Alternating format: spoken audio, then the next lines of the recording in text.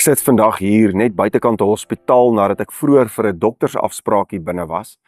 En toe ek hier binne was, het ek gesit en die mense dopgehou wat op en af in die hospitaalgang gestap het. En ek het weer iets beleef van daardie vreemde spanning tussen hoop en hartseer wat langs mekaar in dieselfde gang leef. Party mense stap vinnig en opgewonde, waarskynlik omdat hulle eerste kind gebore is.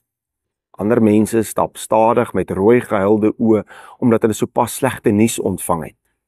Ander mense is weer vinnig en bekommerd op pad omdat hulle geliefdes onverwags in die hospitaal opgeneem is. Dis die verloop van die lewe. Dis asof 'n hospitaalgang die lewe in een gebou saamvat.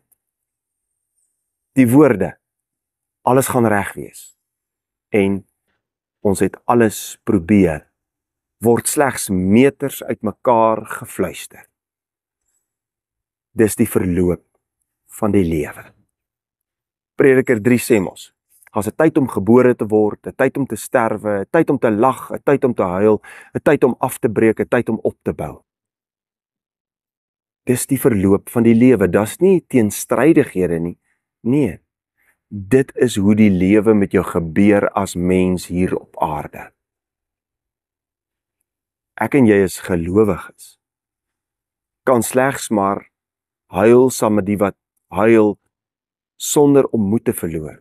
Ons kan juig saam met ander wat juig sonder om te vergeet van ander se pyn.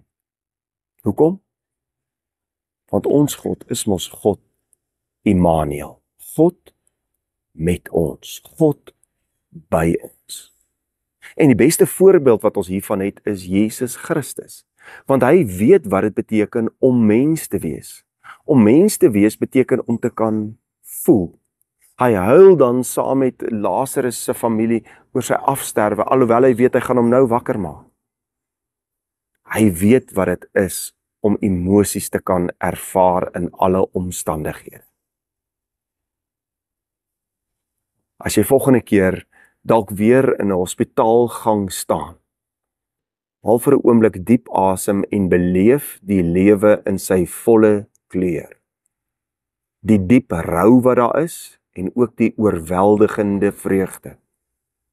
En onthou dan, God is naby.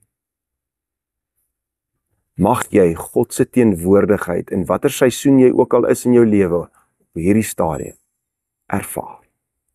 Kom ons bid saam. Genadige God, alomteenwoordige God, dankie dat ons mag weet dat U ons bystaan in die seisoene van ons lewe.